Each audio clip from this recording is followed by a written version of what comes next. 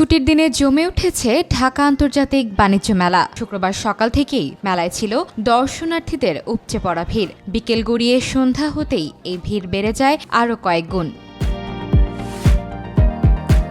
এবারের মেলায় সবচেয়ে বেশি ভিড় দেখা গেছে পোশাক, আসবাবপত্র, কসমেটিক্স এবং খাবারের দোকানগুলোতে। ব্যবসায়ীরাও লোক সমাগম ও বেচাকেনা নিয়ে সন্তুষ্টি প্রকাশ করেন।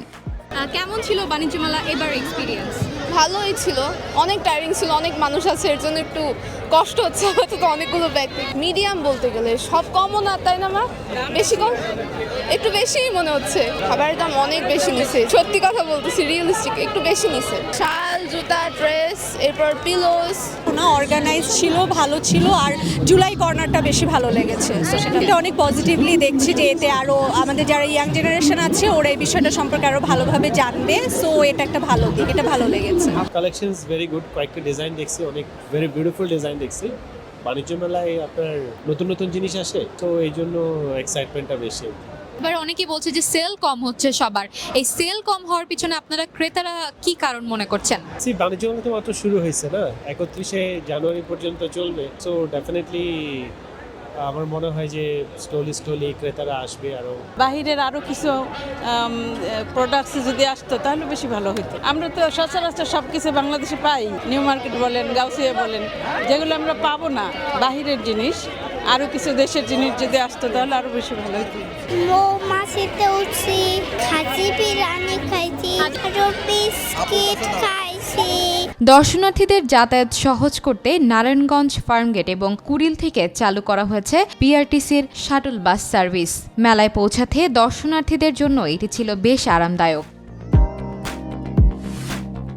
এবারের মেলায় ব্যতিক্রমী আয়োজন হিসেবে ছিল জুলাই কর্নার। এখানে 2024 সালের জুলাই গণ অভ্যুত্থানের ইতিহাস ও শহীদদের স্মৃতিচারণ করা হয়েছে। এই কর্নারটি দর্শনার্থীদের মুগ্ধ করেছে। তবে খাবার সহ বিভিন্ন পণ্যের দাম গত বছরের তুলনায় এবছর কিছুটা বেশি বলে অভিযোগ করেন ক্রেতারা। এবারের বাণিজ্য মেলাতে খাবারের মান এবং দামটা কিরকম? এবার বাণিজ্য মেলায় খাবারের মান এবং দামের যে কথাটা বলছেন, দেখা গেল যে খাবারের মানের চাইতে দাম বেশি। এত ভিড় যে ওখানে গিয়ে খাওয়ার যে সেবাটা আমি চাচ্ছি সে সেবাটা পাচ্ছি না। দেখা গেল একটা চিকেন দিল, চিকেনের সাথে আমার একটু টিস্যু দরকার, আমার একটু সস দরকার, এগুলো দিতে পারছে না। উল্টা ওরা মন খারাপ করছে আর কি। মানে ওরা বুঝতেছে না যে ক্রেতাকে সন্তুষ্ট করতে পারলে ওনারা ওই বাণিজ্যিকভাবে আরো লাভবান হবে। বিক্রেতারা বলছেন উৎপাদন খরচ এবং ভ্যাট বাড়ায় পণ্যের দাম কিছুটা বেশি। পরিপূর্ণ শুরু হয়নি, তবে আজকে মোটামুটি মেলা জাঁকজমক হয়ে উঠেছে। আজকে আগের চেয়ে অনেকটা ভালো রেসপন্স পেয়েছি। মানে আজকে থেকে মনে হলো যে মেলার একটা আমেজ শুরু হয়েছে আর কি। এর আগ পর্যন্ত বিক্রি কম হয়েছে, কেন কম হয়েছে বলে মনে করছেন? এর আগ পর্যন্ত বিক্রি হওয়ার কারণ মেলার প্রথম 10 দিন এমনিতেই সেল কম থাকে, তারপর বেতনেরও একটা বিষয় ছিল। এখন যেহেতু স্যালারি হয়েছে তাই আজকে মনে হচ্ছে অফ ডেতে ভালো কাস্টমার আমরা রেসপন্স পাচ্ছি।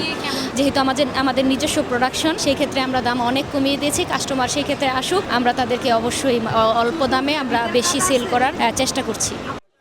উপচে পড়া ভিড়, ব্যতিক্রমী আয়োজন এবং নানা পণ্যের পসরা নিয়ে জমে উঠেছে বাণিজ্য মেলা। দর্শনার্থীদের আনাগোনায় প্রাণবন্ত এই মেলা চলবে 31 জানুয়ারি পর্যন্ত।